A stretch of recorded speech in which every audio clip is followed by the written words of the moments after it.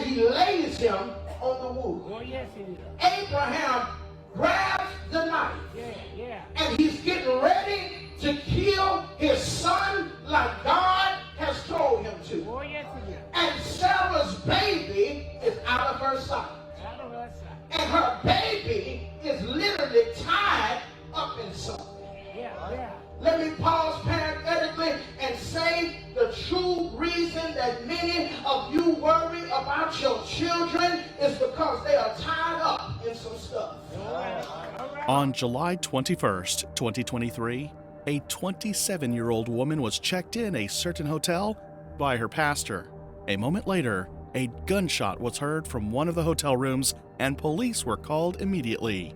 They found Gabrielle Prenell, a mother of 3 children, shot at close range, and the pastor who attempted to end himself but failed. The tragedy left the community in shock and sadness, struggling to understand what had happened inside the hotel room. This story takes us all the way to Macomb, Mississippi. A town known for its troubled reputation, Macomb, Mississippi faces significant challenges with frequent violent incidents and rampant property crimes, earning it a spot among the most unsafe communities in the nation. And it is in this city we find Gabrielle Prenell. Gabrielle Prenell, 27 years of age, was classified as one of the most dedicated wives any man could ever acquire. She was one that many termed too good to be true. This is due to the fact that, contrary to the beliefs that most women love to be independent and do things their way in most marriages, she was one who was very submissive and put her family as her first and only priority. Being the wife of Senior Pastor Danny Prenell Jr. of Morning Star Missionary Baptist Church, Gabrielle Prenell had built a reputation as a devoted caregiver within her home. Her life revolved around prioritizing the needs of others, with her husband and children always at the forefront. Gabrielle's nurturing spirit was her strength, but little did she know that this strength would soon face its greatest test, pushing her endurance to its absolute limits. Gabrielle's life took a dark turn as she began to endure a torrent of violence from her husband, Danny Prenell Jr., the head pastor of Morning Star Missionary Baptist Church in Pineville, Louisiana. Danny was a man admired by many, renowned for his motivational sermons and his supposed gift for prophecy, traits that made him a revered figure among his followers. Yet, behind closed doors, a far different man emerged, hidden from the public eye. To truly understand the depths of this story, we must go back to where it all began, the origins of Gabrielle and Danny's relationship, and the foundation upon which their union was built. Danny and Gabrielle's relationship spanned years before culminating in marriage. Their story began when Danny was serving as a deputy with the Rapides Parish Sheriff's Office. During that time, their bond was not only admirable but evident to everyone around them. They supported each other wholeheartedly, standing side by side in pursuit of their career aspirations. Danny eventually shifted his path, transitioning from enforcing the law to preaching the gospel.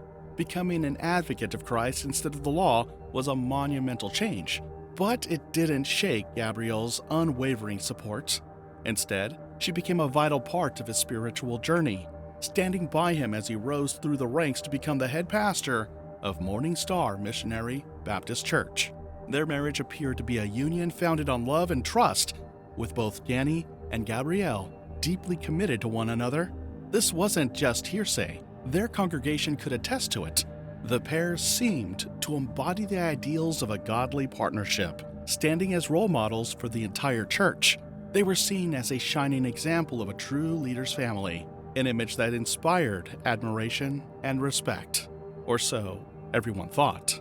Behind closed doors, the couple was an epitome of turmoil, backlashes, war of words, heated altercations, and even violence. Gabrielle, keenly aware of the family's reputation as spiritual leaders, did her best to hide these troubling realities, hoping they were nothing more than fleeting misunderstandings. She swept everything under the rug, praying the storm would pass. But the storm only grew fiercer.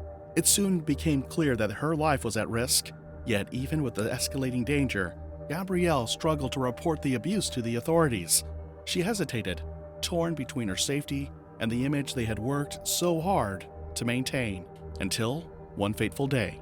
A routine argument spiraled out of control, culminating in violence so severe that Gabrielle barely escaped with her life. It was her breaking point, the moment she realized that silence was no longer an option. Gabrielle, having reached her limit, filed a petition against Danny, detailing the abuse in vivid, unflinching detail. Her decision to lay everything bare spoke volumes about how exhausted and desperate she had become. Neighbors and friends later corroborated her claims, recounting instances of terrifying altercations between the couple, some involving the display of weapons and threats to use them. But something was true. One might assume that filing the petition signaled Gabrielle's intention to leave Danny for good. Surprisingly, this wasn't the case. Instead, she seemed determined to maintain the illusion of their perfect relationship. Despite the petition, Gabrielle and Danny resumed their public display of harmony, going to places significant to their relationship's early days, and sharing curated moments on social media.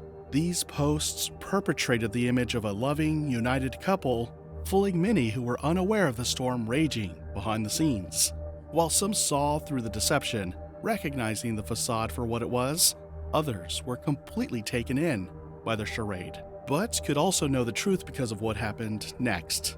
On June 21, 2023, the scene at the Hampton Inn and Suites in Macomb, Mississippi was set for a tragic confrontation that would forever change the lives of the Prenell family. As afternoon sunlight filtered through the hotel windows, Pastor Danny Prenell Jr. checked into the hotel with his wife, Gabrielle, and their 3 young children. To outsiders, they appeared to be just another family seeking a brief escape, but beneath the surface lay a history of turmoil and violence. As the clock approached 3:30 p.m., tension mounted in the room. The couple had been embroiled in a heated argument, fueled by years of alleged abuse and threats that Gabrielle had previously documented in court filings. Danny pulled out a firearm. The chaos erupted as he shot Gabrielle twice, once in the stomach and once in her arm, leaving her gravely injured on the floor. The sound of gunfire shattered the hotel's calm, echoing through the hallways and drawing horrified attention from other guests. Gabrielle's screams pierced through the shock of the moment as she collapsed, blood pooling around her. In a desperate act of despair, or perhaps an attempt to escape his own actions, Danny then turned the gun on his own abdomen and pulled the trigger. The scene was one of horror. A mother fighting for her life while their children stood by helplessly, witnessing an unimaginable nightmare unfold before their innocent eyes. Emergency responders arrived within minutes. Responding to the urgent calls for help, they rushed into the hotel room to find Gabrielle critically injured and Danny also down, but still alive. Paramedics quickly assessed Gabrielle's condition and began administering first aid while others tended to Danny. The gravity of the situation was palpable. Lives hung in the balance as sirens wailed outside. Gabrielle was transported to a nearby hospital where she underwent emergency surgery to treat her severe injuries.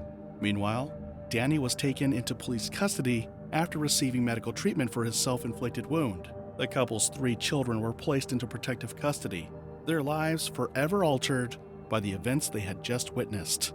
The aftermath of this tragic incident left a community grappling with shock and disbelief. It's a shocker. Surprised the daylights out of me when I first heard about it, because from what I understood, he was a fine guy, a fine preacher.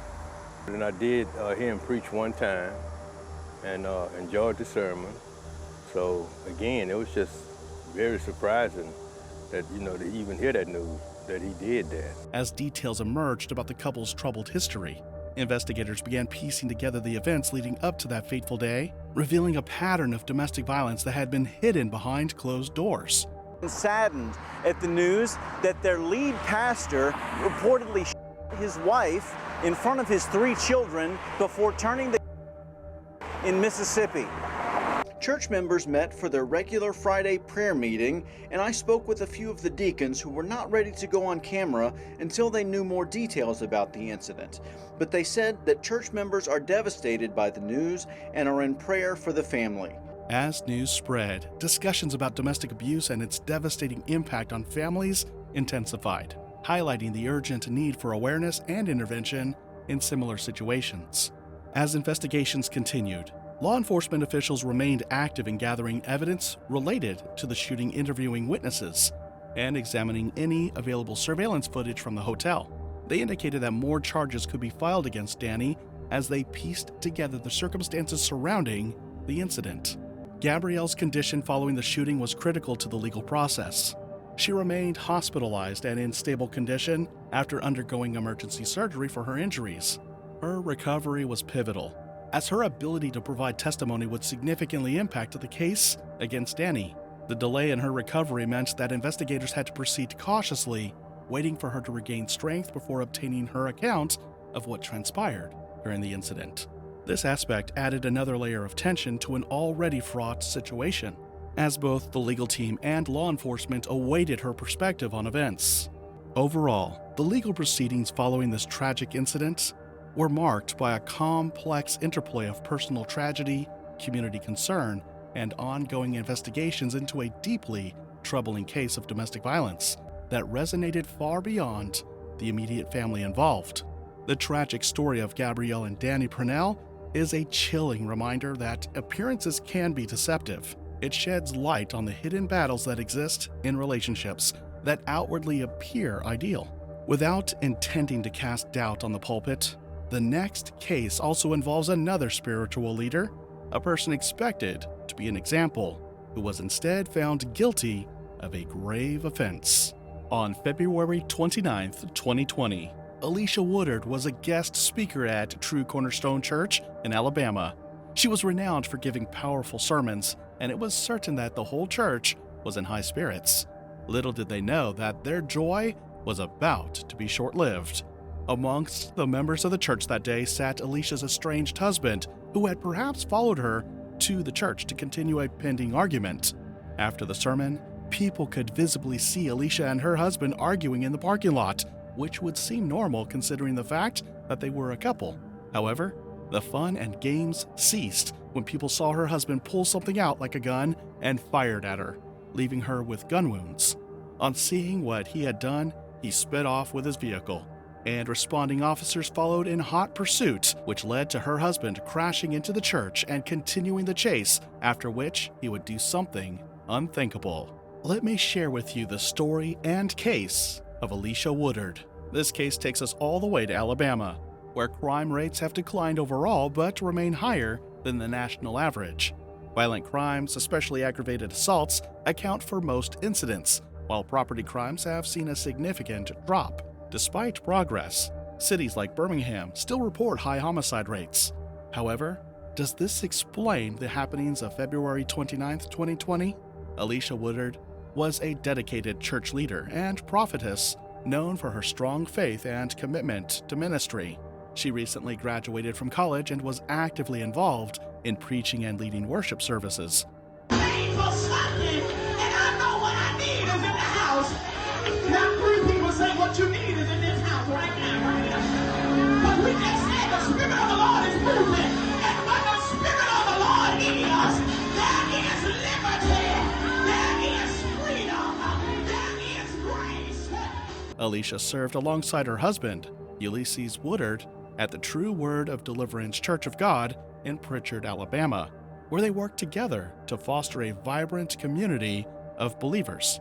Alicia Woodard served as an elder at the True Word of Deliverance Church of God in Pritchard, Alabama. He was involved in church leadership alongside Alicia, who was a prominent speaker and prophetess. The couple were said to have been leading the church together. Alicia's passion for ministry was evident in her powerful sermons, often drawing from biblical stories to inspire her congregation. Friends and fellow church members described her as a warm and inviting person, deeply devoted to spreading the message of Jesus Christ. Her recent sermon at True Cornerstone Church during the Women of God Through Promise conference showcased her ability to connect with others spiritually. In her marriage to Ulysses, Alicia shared a journey marked by both love and challenges. The couple celebrated their 4th anniversary of church leadership shortly before the tragic events that would unfold. While they were known as a dynamic duo in ministry, reports indicated that they have been experiencing difficulties in their relationship leading up to the incident. Alicia and Ulysses Woodard had children together. They were parents to 4: Rayvon Woodard, Ulysses Woodard Jr., Deja Woodard, and Miracle. Their family life was intertwined with their ministry, as both were actively involved in church leadership and community activities. Friends and church members described Alicia as a devoted mother who balanced her responsibilities in ministry with raising her children and fostering a nurturing environment for their family. But in the months leading up to the tragic events of February 2020, significant challenges began to surface. Alicia and her husband Ulysses had been experiencing marital difficulties, leading to a period of estrangement that was reportedly very fresh at the time of the incident. Friends noted that Ulysses had expressed concerns about the relationship, suggesting that counseling could have helped them navigate their issues. Pastor Derek Scott Gandy, a close friend of Ulysses, recalled conversations where Ulysses vented about his relationship troubles, but never indicated that things would escalate to violence. Alicia's dedication to her faith and community remained unwavering, even as personal challenges mounted. The couple's difficulties were compounded by Ulysses' mental health struggles. His sister later revealed that he had been battling mental illness for some time and felt isolated in his suffering, reaching out for help from his pastoral community without receiving the support he needed. This lack of assistance during a critical time may have contributed to the escalating tensions between them. Alicia Woodard was invited to deliver a sermon at True Cornerstone Church in Mobile, Alabama, as part of a special event. On February 29, 2020, she passionately preached to the congregation, sharing her insights and spiritual messages that resonated with many attendees. Her sermon was well received, showcasing her dedication to her faith and ability to connect with the community. However, shortly after the service concluded, a tragic turn of events unfolded. After the service, tensions escalated between Alicia and her husband Ulysses, who had been experiencing marital difficulties and emotional struggles. And trust me, when I say no one was prepared for what was coming. As congregants gathered in the parking lot, an argument erupted between the couple. Witnesses reported that Ulysses forcibly grabbed Alicia and pulled her towards his car. In a shocking turn of events, he retrieved a handgun from the vehicle and shot her in the chest in full view of church members, including children. New information tonight. We are learning new details about an attempted murder last week. Mobile police confirmed this man, 44-year-old Ulysses Woodard, himself after his wife in a church parking lot on Halls Mill Road. NBC 15's Rachel Wilkerson joins us in the studio now with the latest. Rachel? Corey, we're learning that Woodard's wife was the guest pastor at the True Cornerstone Church in Mobile, delivering the sermon shortly before she was shot. And she was absolutely incredible. Alicia Woodard, whose picture we aren't showing, is recovering tonight after police say her husband, Ulysses Woodard, her in this church parking lot. She still needs a lot of prayer. You know, she's still in some pain, but her faith is still strong, so she's still doing good. True Cornerstone Church pastor Derek Gandy and his wife Kula say after service, Woodard allegedly got into an argument with his wife. Things escalated. They say Woodard pulled out a gun and shot her. By the time we got over here and was over her, she was looking up and she was calling on Jesus. Alicia fell to the ground, bleeding, while Ulysses fled the scene. Police were quickly alerted to the gunfire and arrived shortly thereafter, finding Alicia injured but conscious. However, there was still more drama to unfold. Ulysses led police on a brief car chase. Officers pursued him after he fled the church grounds, attempting to apprehend him. During this chase, police fired shots into his vehicle as he drove erratically. Ulysses eventually returned to the church parking lot where he tragically turned the gun on his head and fatally ended his life before crashing the car into the church building. After Ulysses Woodard crashed his vehicle into the building of True Cornerstone Church, chaos ensued. The sound of the collision reverberated through the area, startling congregants who had just witnessed the horrific shooting moments earlier. Emergency responders quickly arrived at the scene, focusing first on Alicia, who was being treated for her injuries. She was rushed to a nearby hospital, where medical staff worked diligently to stabilize her condition. Meanwhile, police officers surrounded Ulysses' vehicle, assessing the situation. They found him unresponsive inside the car, having succumbed to a self-inflicted gunshot wound. The tragic outcome left law enforcement and first responders grappling with the emotional weight of the incident. as they had just witnessed a family torn apart in a matter of minutes. As news of the shooting and subsequent events spread, the church community was left in shock and disbelief. Many congregants had been present during the sermon and were now grappling with the trauma of witnessing such violence. Support services were mobilized to assist those affected by the incident, including counseling for church members and friends who were struggling to process what had transpired. In the days that followed, Alicia's survival became a focal point of hope and resilience for many. As she began her recovery in the hospital, messages of support poured in from across the community and beyond. Alicia's faith remained a guiding force during this challenging time as she leaned on her spiritual beliefs to navigate her healing journey. The incident sparked broader conversations about mental health awareness, domestic violence, and the need for support systems within faith communities. Alicia's story became a catalyst for change, encouraging discussions around how churches can better support individuals facing similar struggles and emphasizing the importance of mental health resources in preventing such tragedies in the future. There were discussions within the church community about accountability and responsibility. Some church leaders and members expressed concern about the lack of adequate support for Ulysses, who had reportedly sought help for his mental health struggles, but felt that his pleas went unheard. Pastor Gandy reiterated his pain that Ulysses had reached out to fellow pastors for guidance and assistance, indicating that there were systemic issues within the church regarding mental health awareness and support. This led some to suggest that the church community, including its leaders, bore some responsibility for not recognizing the warning signs or providing the necessary resources to help Ulysses during his time of need. The tragic events involving Alicia Woodard and her husband, Ulysses, highlight important issues related to mental health and domestic violence. After the shooting, Alicia's survival became a symbol of hope for many people. It sparked conversations about the need for better support in communities. As Alicia began to recover, she leaned on her faith and support of her church community. Friends and church members rallied around her, helping her through the difficult times. In the months that followed, Alicia became an advocate for mental health awareness and domestic violence prevention. She shared her story to educate others about the importance of talking openly about these issues and ensuring that people feel safe seeking help. Alicia's journey is one of strength and hope. It reminds us that in the face of great challenges, there is always a way to heal and move forward. By sharing her story, Alicia inspires others to find support and encourages communities to create safe spaces for those in need. From the two intriguing stories we've shared, one lesson is clear. Even church leaders held to high standards are not immune to making mistakes. It's a reminder not to use the lives of flawed individuals who may appear holier due to their roles in the church as a measure for your own. Instead, we encourage you to embrace your uniqueness, live life at your own pace, and pursue happiness. The sky truly is your starting point. What are your thoughts on these stories? And don't forget the question we posed earlier. And our question for the story is, do you believe intervention from spiritual leaders could have prevented the situation from spiraling out of control?